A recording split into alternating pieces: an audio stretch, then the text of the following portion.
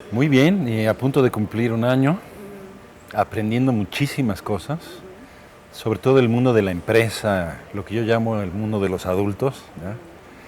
Y fascinado porque me toca llevar un sello de gran prestigio que es Alfaguara, aunque su versión mexicana, em, rodeado de autores interesantísimos, en plena renovación del catálogo, obviamente de mantenimiento de las plumas fuertes, pero también de invitación de nuevos autores al catálogo. En fin, yo creo que es una etapa importante para el sello y obviamente para mí, pues muchísimo aprendizaje, ¿no? Agradezco que lo digas. Yo creo que sin voluntad de claridad y sin comunicación, como tú lo has dicho, no hay poema.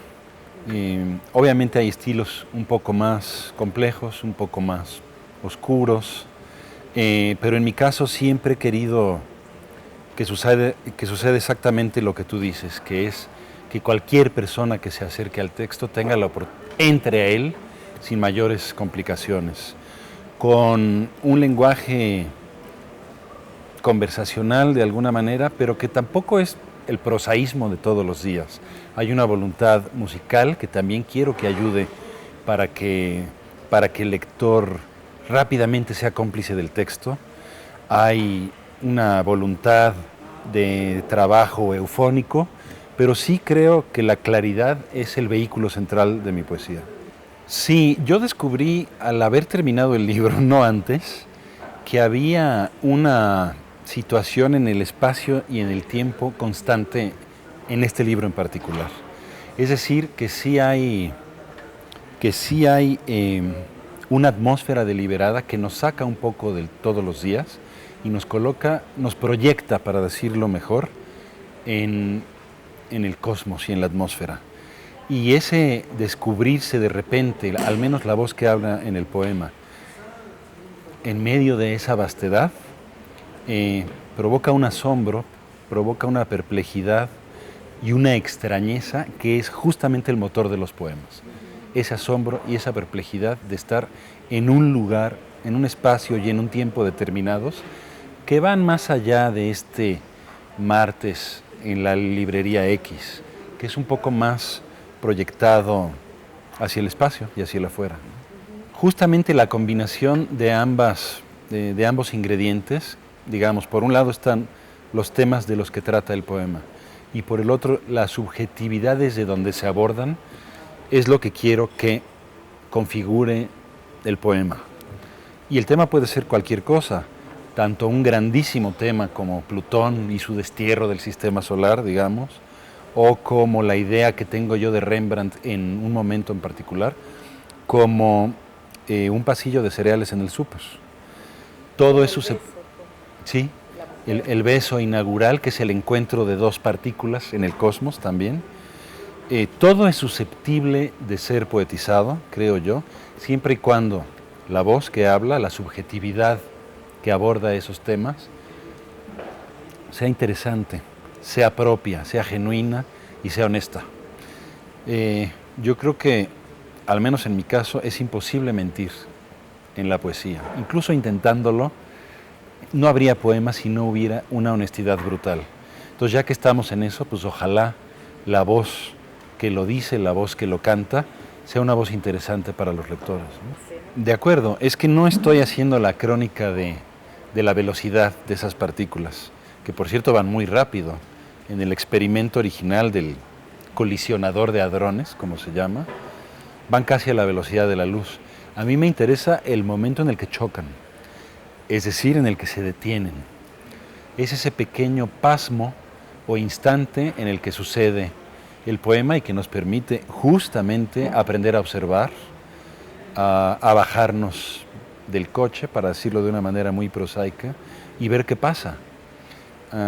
De alguna manera yo te podría decir que este libro es también la crónica del instante, pero del instante demorado, del instante detenido, del que nos enseña a respirar, a entender mejor las cosas, a reflexionar y a preguntarnos qué hacemos aquí, por qué, hacia dónde, desde dónde, cómo.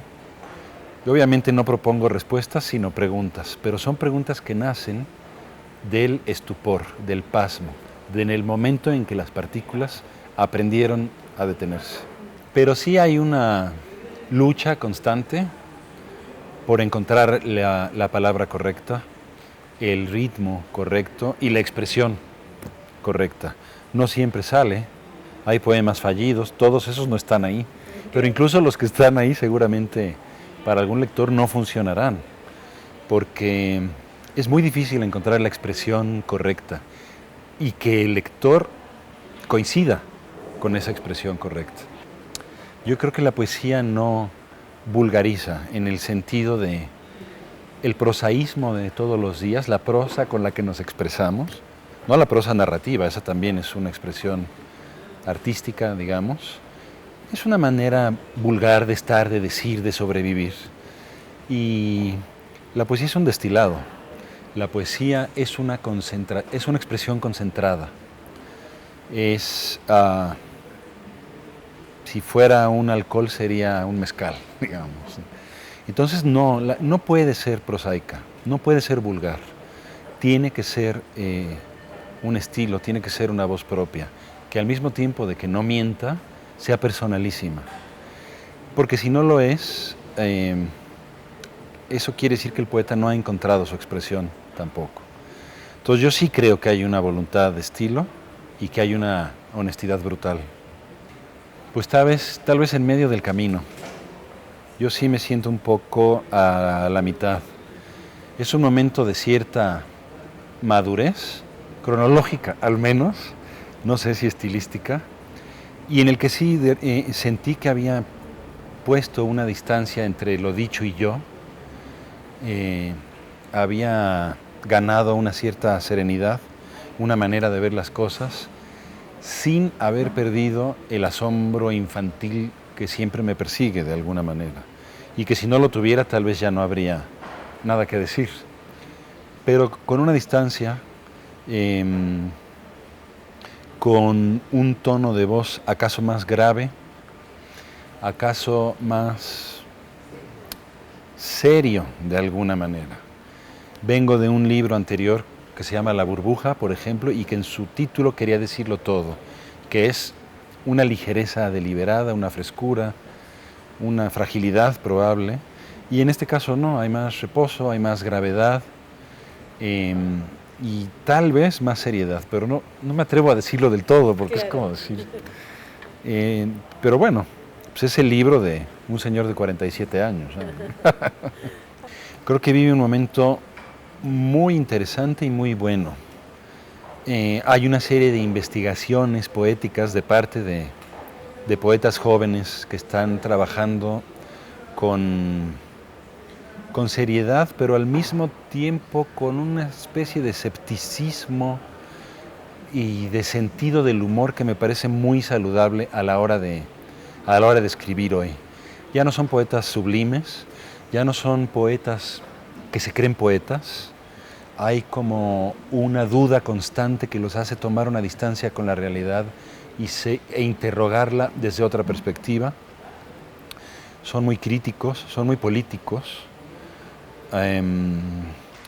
no se la creen del todo, como que el poeta que se la creyó, que se pone la capa de poeta, que es solemne, que es sublime, ya no existe hoy o es una figura caduca de alguna manera.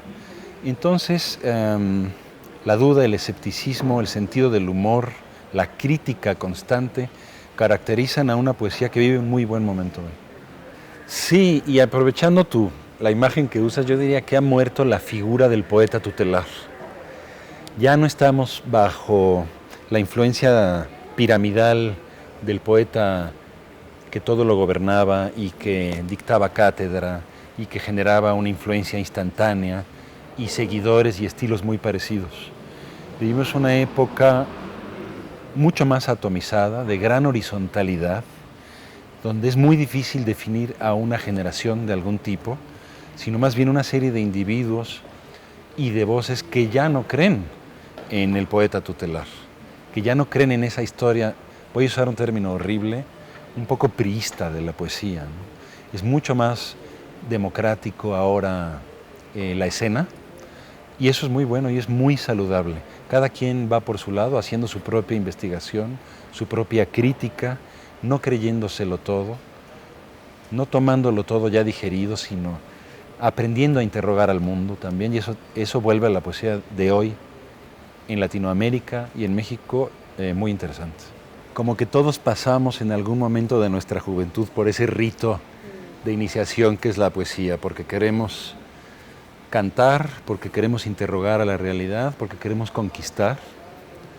Pero cuando eso no se acaba, no caduca y continúa, creo que tienes razón, se adquiere un tono y una madurez muy interesantes. ¿Cómo es que el poeta sigue hablando? ¿Cómo es que maduró y cómo es que sobrevivió a sí mismo? De alguna manera. Yo no me atrevo tanto a hablar de mí mismo y de cómo es que ha sucedido ese proceso de maduración, pero sí te diría que la expresión encuentra un tono y formalmente una manera de expresarse más, ¿cómo decirlo?, más concentrado, más reposado. Hay menos candor, evidentemente. No creo que haya menos sorpresa, pero sí hay una relación con la realidad de más intimidad.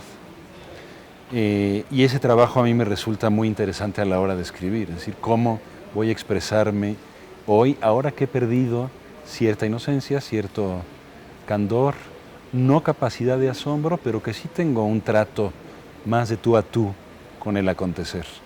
Y qué bueno que uno pueda, y hasta donde pueda, seguirse expresando, ¿no? Porque sí hay una especie de creencia de que la poesía es un ejercicio muy juvenil, pero podemos poner 1000 ejemplos de poetas maduros que hicieron su mejor obra en la época de madurez. Bueno, muchos.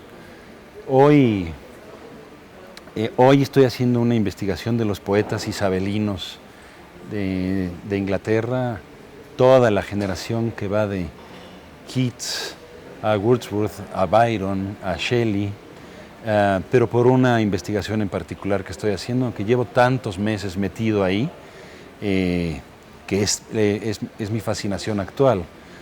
Pero hay muchos otros. Vallejo sería una figura tutelar por la manera en la que supo asumir riesgos, sobre todo con Trilce, yo diría.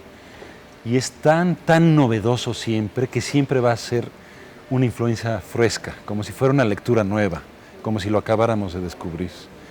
Y hay muchos otros. En lengua inglesa, que leo mucho, hay un contemporáneo más joven que yo, extraordinario, que se llama Ben Lerner, que está escribiendo cosas muy interesantes, y muchos otros, ¿no?